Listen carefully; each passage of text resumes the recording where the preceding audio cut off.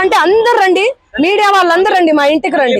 గతంలో క్లారిటీ ఇచ్చారు, కోకాపేటలో school, hospital, pub కోసం ఆ కోకాపేటలో స్కూలు, పబ్బు అవన్నీ యాడున్నాయో తెలీదు. ఆ బిజినెస్ మైండే ఉంటే ఎప్పుడో పెట్టేసుకునేదాన్ని. నీ పాటల ప్రపంచంలోనే ఎందుకు బతికేదాన్ని? నాకు పాటలు పాడడం, పాటల ప్రపంచం తప్ప ఏమీ తెలియదండి. నాకు నిజంగా డబ్బు ఆశ ఉంటే లాస్ట్ ఇయర్ ఎన్నికలు 2023 ఇక్కడ, 2023 ఇక్కడ, 2024 అక్కడ జరిగింది. నేను ఏ ఏపీలో గానీ ఏ తెలంగాణలో గానీ ఎక్కడన్నా కనిపించినా ఎన్నో మనీ ఆఫర్ చేసిర్రు, నాకు కోట్లు ఇస్తామని చెప్పి. అయినా కూడా నేను కనిపించలేదు. ఎందుకంటే నాకు డబ్బు ముఖ్యం కాదండి, వ్యక్తిత్వం చాలా ఇంపార్టెంట్. చాలా నియత్గా, చాలా ఎథిక్స్ తో బతుకుతూ వస్తున్నానండి నేను. నాకేం అవసరం ఉంది చెప్పండి? చేతి నిండా పనులు. మీరు చూడట్లే, నా ఇన్స్టా చూడట్లే, సోషల్ మీడియాలో చూడట్లే. ఒక్క పాట చేస్తే ఎందుకండి ప్రజలు ఇంతగానం ఆశీర్వదిస్తున్నారు? ఎందుకు 100 మిలియన్స్ పోతున్నాయి? ఎందుకు మీ అందరు కూడా లైక్ చేస్తున్నారు చెప్పండి? నాకేం అవసరం ఉందండి? వీడియో ఉంది, నా వీడియో ఏడుంది? ఇదిగో మా తమ్ముడు ఈయన. ఆ ఫోటోలో, ఆ కట్టల ఎంచే ఫోటోలో ఎవరున్నారండి? వీడియోలో కట్టలు పైసలు ఎంచే వీడియోలో ఎవరున్నారు? ఈ ముఖం ఉందా? సంబంధం లేని విషయం, మాకు సంబంధం లేని విషయం తెచ్చి మా మీద ఎందుకు రుద్దుతున్నారు అనేది నాకు అర్థం కావట్లేదు.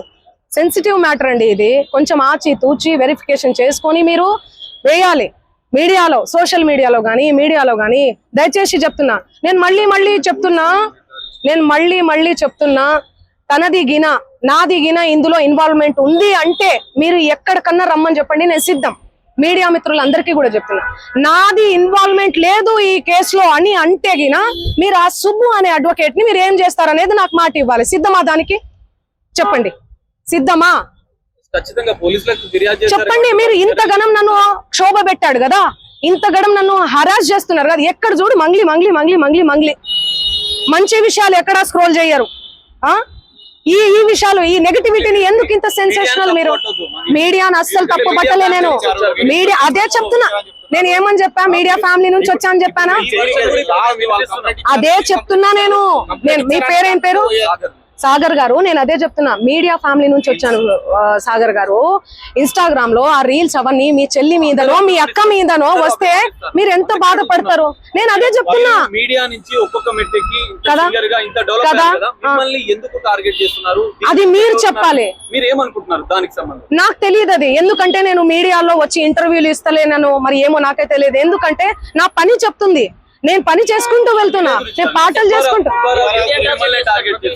ఆయన అదే చెప్తున్నాను కదండి, బిగ్ బాస్ కోసం, ఫేమస్ కోసం అని చెప్తున్నాం కదా.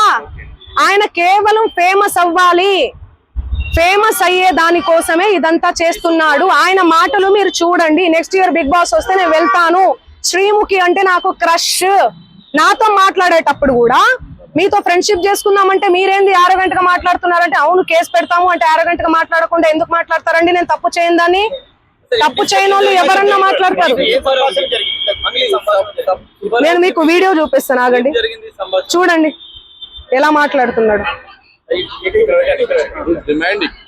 ఎట్లా డిమాండ్ చేస్తున్నాడు చూడండి. ఇంతే సౌండ్ అండి ఇది. చూడండి, నువ్వేమన్నా ఆకాశం నుంచి ఊడిపడ్డావా? నడుమంత్రపు సిరియా ఇదంతా? ఇంత వల్గర్ లాంగ్వేజా? ఇంత సోకులు ఎందుకు పడతారు మీరు? ఎలా వస్తానండి? నేను అదే చెప్తున్నా, పనులు ఉన్నాయండి, నాకు ప్రోగ్రామ్స్ ఉన్నాయి. కర్ణాటకకు పోయినాను నిన్ననే. నేను శ్రీదత్త యూనివర్సిటీలో కాలేజ్ లో ప్రోగ్రామ్ కూడా చేశాను. మీరు చూడండి నా అప్డేట్స్ దయచేసి చూడండి. ఇన్స్టాలో నేను పోస్ట్ కూడా పెట్టడం జరిగింది. దీనికి నాకు ఏ సంబంధం లేదు. బాధితులకు దయచేసి పోలీస్ శాఖ వారు న్యాయం చేయండి.